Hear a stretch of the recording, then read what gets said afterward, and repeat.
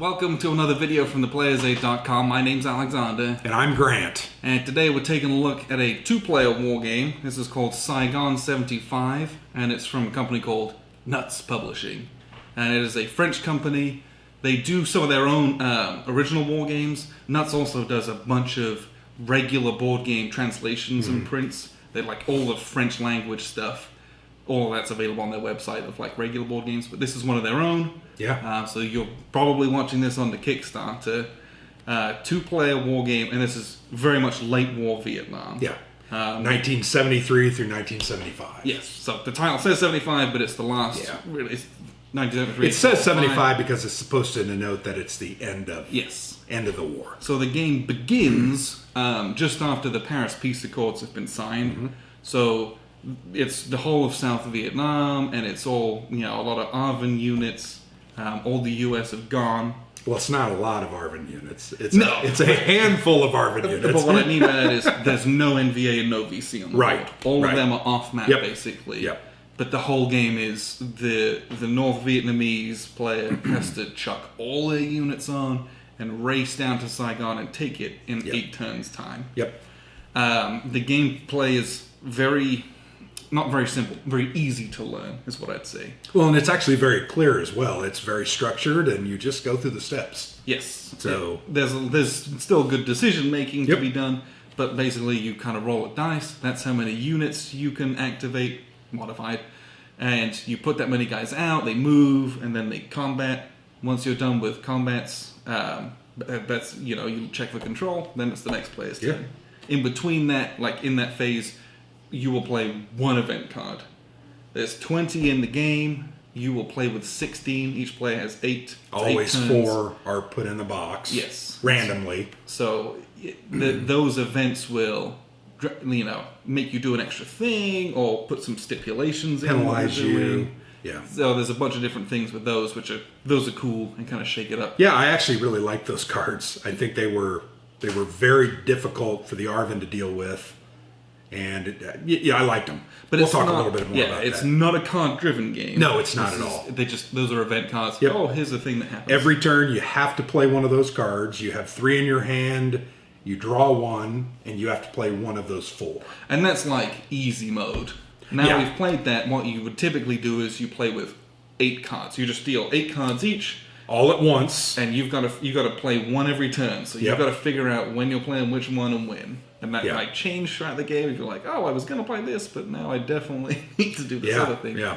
So there's a neat little piece of hand management whilst not being overwhelming. No. But all in all, 8 turns, very quick playing game. 1 hour. 1 hour. Yep. And a lot of games that we play will say, oh, it plays in like 2 hours, or like, oh, it plays in 4 hours. And it definitely doesn't. It always takes us 50% longer. This is one of those games. It says an hour. We played it. We played it in an hour, and I think we could have played it in 45 minutes. Yes. Had we read a little deeper into the rules before we started. Yeah. So and it definitely having played it once, the next play will be quick. Yes. So that lends itself to this game because it is a one-sided game. Yes. If you know history, the NVA are sweeping down from the north. They're crushing the ARVN, driving them before them, and they're trying to chase them into Saigon and then take Saigon. So that plays out in this game. So the reality is it's kind of a one-sided game. It almost becomes more of a chess-type situation where, as the ARVN, I'm looking for that one opportunity to kind of proactively attack you, to hurt you, or stop you. Yeah, to slow me down. Right. Over the course of the game. But it's not something that I can drive you back to the north. It's just not going to happen. No, yeah. I don't have the units. I don't have the number of units. I don't have the advantages you have. We'll talk about the dice, but the dice are very different. My dice are very weak. Your dice are pretty reasonably strong. Yes. So it's a matter of this game lends itself very readily to you playing 45 minutes. One player, played the ARVN. The other played the NVA. You switch it and you play it again and you see who wins. So we talked about that. We do that with Commands and Colors. Yes. We'll play one side, we'll learn it and experience it, and then we'll flip.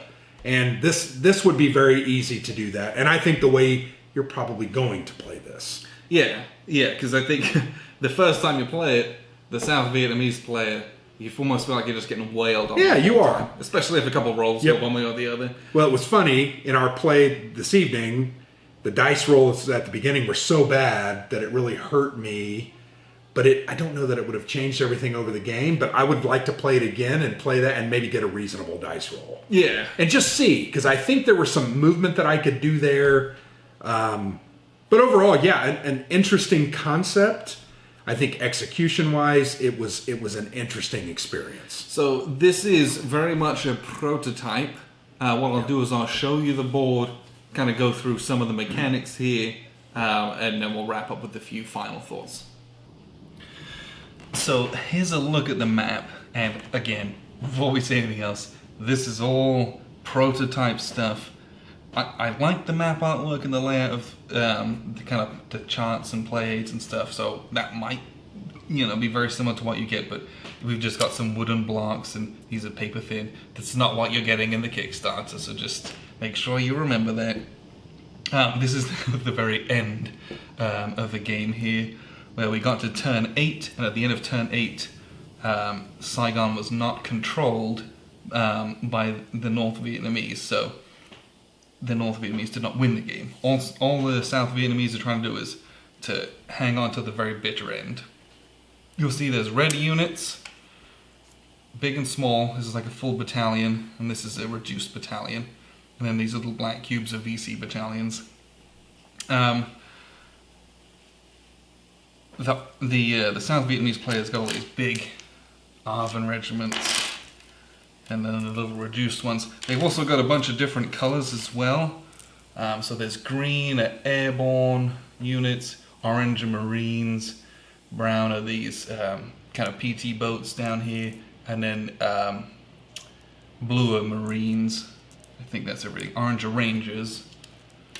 And those have some different movements, and you have to have the orange Rangers to be able to attack lone VC units. You got to smoke them out, kind of get them. So you do. The South Vietnamese has a little bit of kind of management of their resources to try and maximize their attacks and things. They do also have some armored mechanized units, which they've got more speed, so they can drive around the map a little bit easier, typically speaking. But really, it's a game of you roll a dice, and that's how many guys you can activate. So for the North Vietnamese player, early in the game, they're going to they can activate 3 units plus 2. So they've got 5 units that they can activate. They can bring them out of their reserves. This is 3 guys. Or they can activate guys already on the board. Well, here's 4 guys. So they can activate 5 altogether. And you could say, well, I'm going to activate these 4, and I'm going to bring one on here. That's 5 units, basically. They can, early in the game, they'll have a bunch of VC units. They can put some out for free as well. And what they do is they activate these guys. They can move, they can attack. You say, I'm going to do a combat. And you just roll dice equal to literally the number of pieces. So the North Vietnamese has got 4 pieces here. South Vietnamese has 2 pieces. But in Saigon, they get +1 for defense. And you roll dice equal to pieces. So the North Vietnamese is going to have 4 dice to roll. And the South Vietnamese is going to have 3 dice to roll. And the dice here, again, prototype dice. So for the Vietnamese, the North Vietnamese, they've got an X as a reduction, an R as a retreat, an X as a reduction, an R as a retreat, and they got 2 blanks. The South Vietnamese has 1, 2, 3 blanks, and then they've got retreat, reduction, retreat. So the South Vietnamese dice not as good. So basically, you roll them, and this roll is 2 retreats and 1 reduction. And then the South Vietnamese defenders are going to roll, and they roll 1 retreat. This is very bad.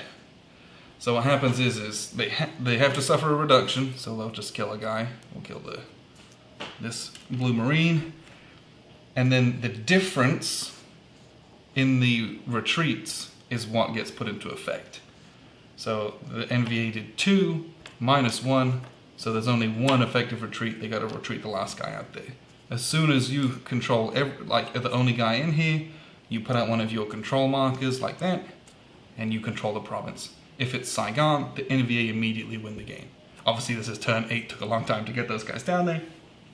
But that's basically how movement and combat works. Now, before you do any of your movement and combat, you have to play one of these cards.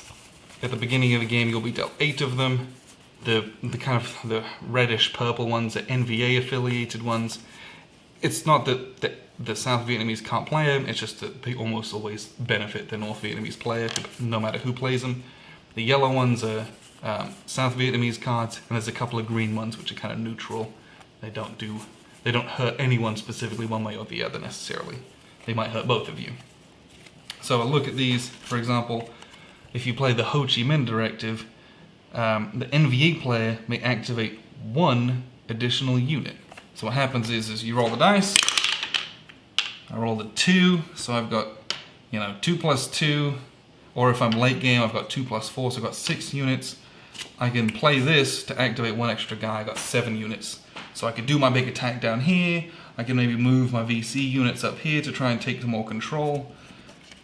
The control is important because at the end of the South Vietnamese player's turn, so this is NVA turn, the South Vietnamese can do the same thing.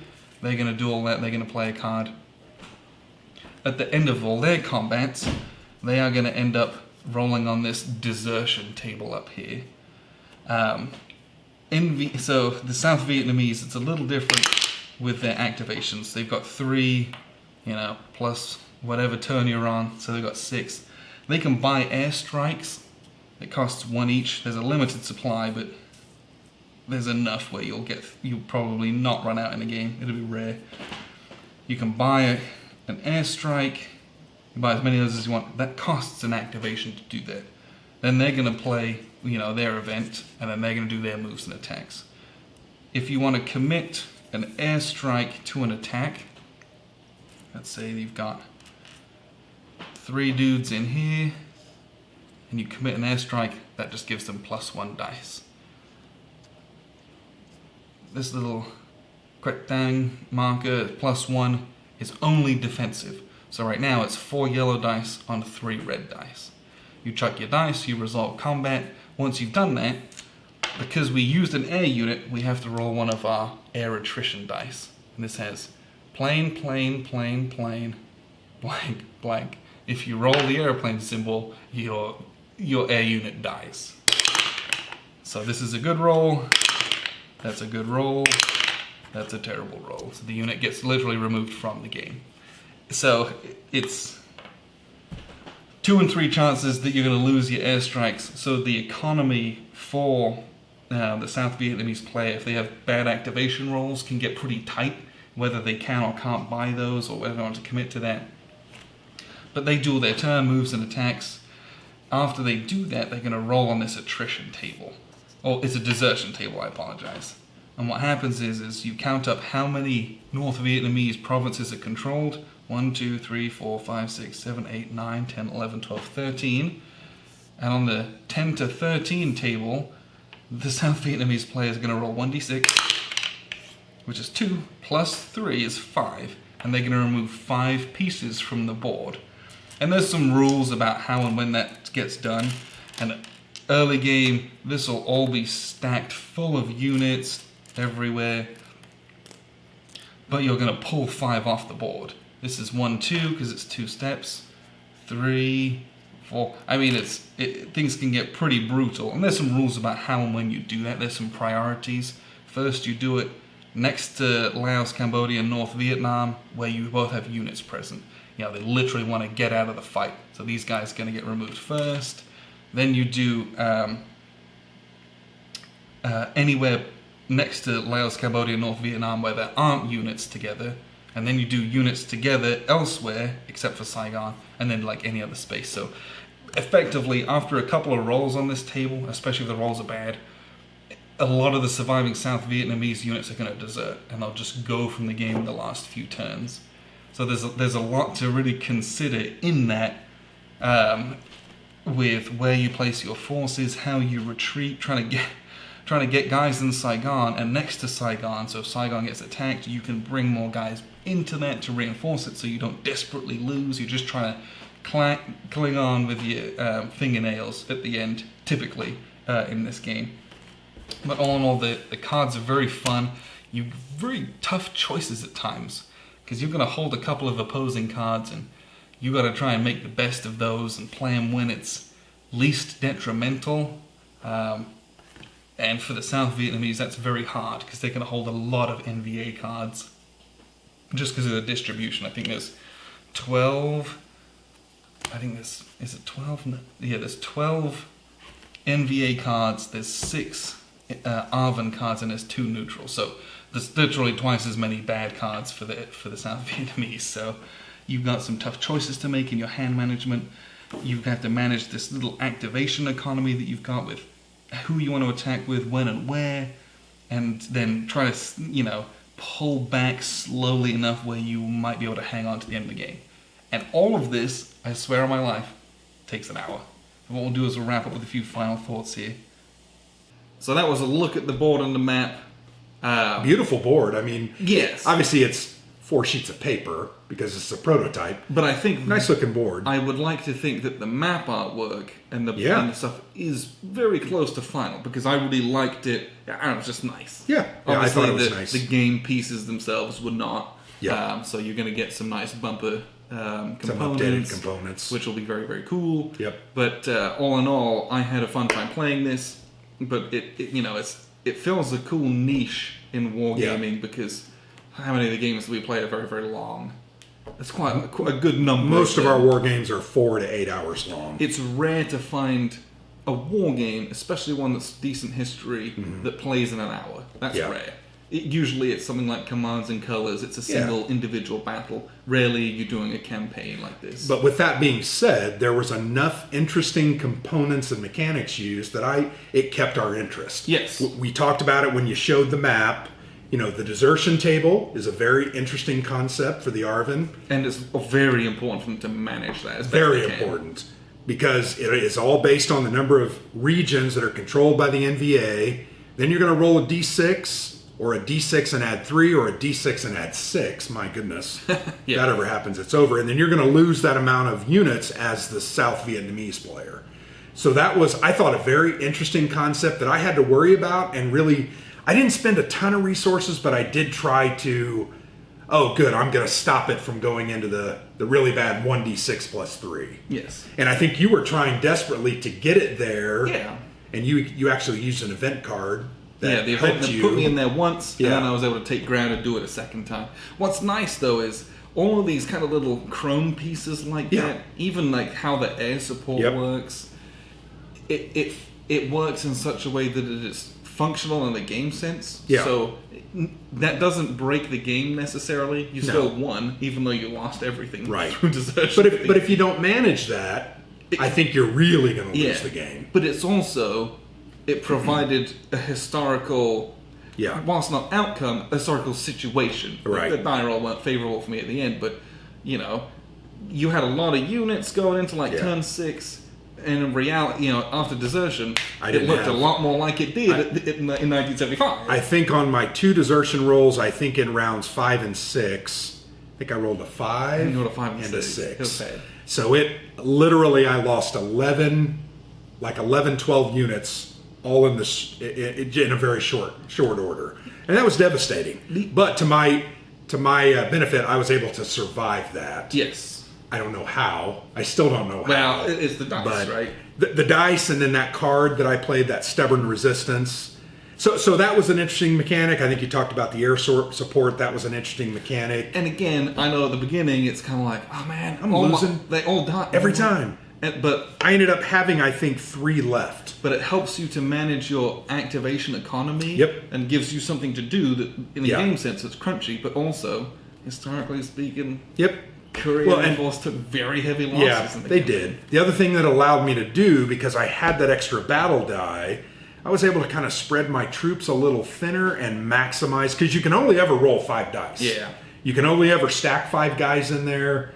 So you could stack 4. I could stack 4, throw it, and then get the same result. So I like that element, like the desertion table. I really like the activations. I thought that was interesting. Yeah, you started with a lot and it got fewer. I started with few and it got a lot. Which historically, that's the way it is. But you roll a die, and you're going to add a certain amount based on what turn it is, and that's how many activations you get. And those activations aren't just guys coming on the map.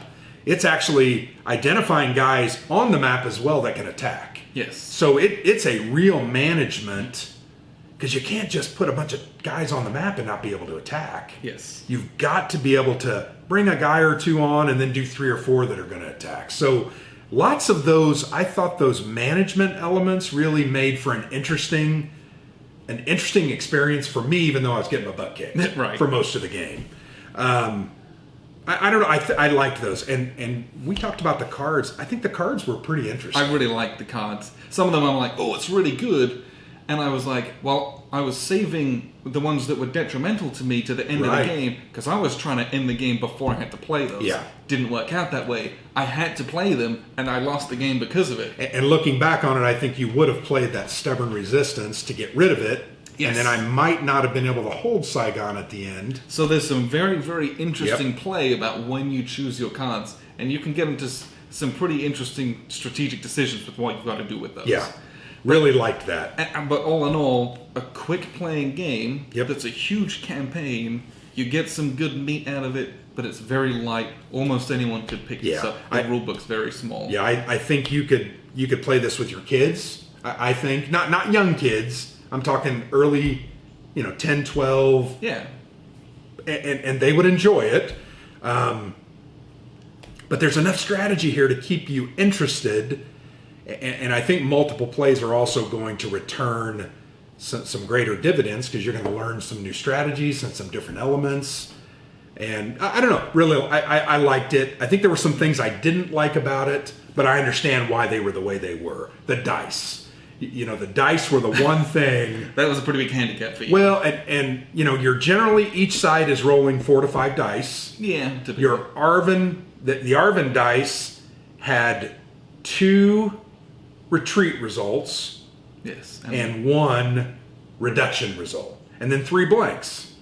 Your NVA dice had, what did they have again? They had 2 retreats, 2 and 2, 2 reductions, and 2 blanks. So they literally 66% of the time they're going to be doing something, whereas mine were only 50%, and that made a huge difference. Well, and that difference is a reduction. It's not another retreat. Right, it's a reduction. Makes a huge difference. And the reductions get the units off the board. Yes. So that was interesting. Now, once again, I understand historically why that's the case.